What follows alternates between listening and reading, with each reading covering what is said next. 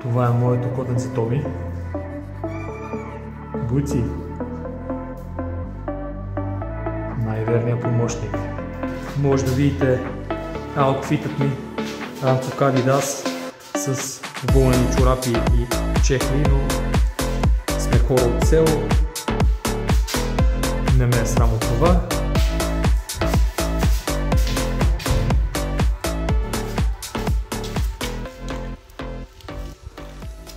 Здравейте на всички! Както обещах, ще ви направя видео как да си направите капан за рояци, с който може да стартирате пчеларството почти безплатно. Като за начало ще ви трябва едно такова съндъче, абсолютно обикновено. Както може да видите, има следи от използване, следи от седене на дъжда. Абсолютно нормално съндъче, даже ако е по-старичко и вътре има следи от прополис, от восък, още по-добре, още повече ще привлече рояците. Това е първото нещо, което ви трябва. Второто нещо, което ви трябва, са възможност използвани стари пчелни пити. Аз имам такива, но ако нямате, може да използвате и пити с восъчни основи. Както може да видите, избрал съм лошички пити. Идеята тук е, че целим да привлечем рояка, не да използваме самите пити. Вече ако се хване рояк, питите ще бъдат сменени. Както казах, в най-добрия случай питите трябва да са стари. По този начин със сигурност шанса ви ще се увеличи. Самите пити са напоени с феромони от пчелите, прополис и така нататък. Слагате 2 до 3 пити. Третата и последна стъпка, която ще ви трябва за изработването на капана, това е примамката. Примамката не е задължителен компонент от капанчето за рояци, но със сигурност също ще увеличи шанса ви. Ще се питате какво използвам аз за примамка. Това, което използвам аз, е примамка, която си изработвам сам.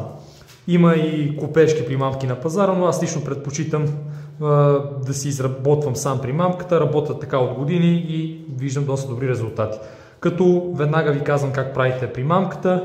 Трябва ви едно такова шишенце, съвсем обикновено шишенце за спрей за миене на прозорци и така нататък. Напръсквате питите.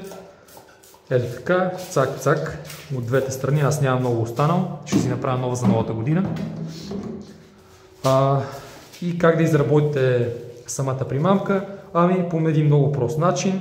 Трябва ви обикновен спирт, който може да намерите от всяка една аптека, и есенция от лимонна трева, която също може да намерите във всяка една аптека. Спирта трябва ви примерно половин литър и той ще ви стигне за доста капани. Вземате си половин литър спирт, вземате си едно шишенце есенция от лимонна трева, комбинирате ги в ето такова шишенце за напръскване, според мен ще ви е най-удобно. И от тук нататък сте вие. Просто пръскате капаните по този начин, затваряте капана и сте готови. Сега след изработката на капана идват въпросите кога и къде да поставите самите капани. Относно кога да поставите самите капани, всеки район и всяка година самото роене е индивидуално, но като съвет от мен, който доста години се занимавам,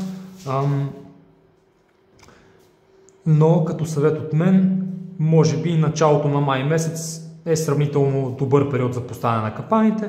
До средата на юни може да ги държите.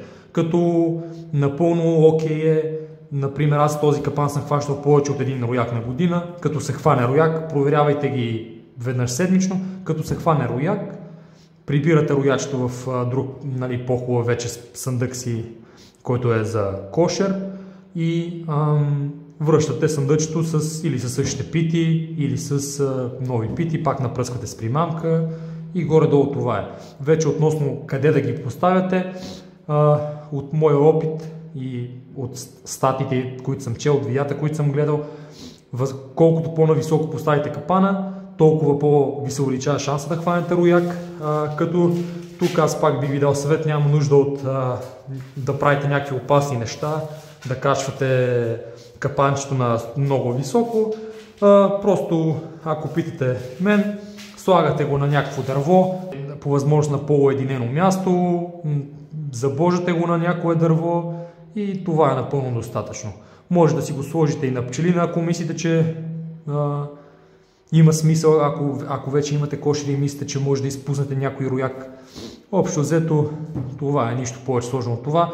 Вече, като му дойде времето, май месец ще ви демонстрирам как се хващат самите рояци, как изработвам вече истинския си капан. Сега в момента само ви показвам горе-долу как стават нещата, защото много хора имаха интерес.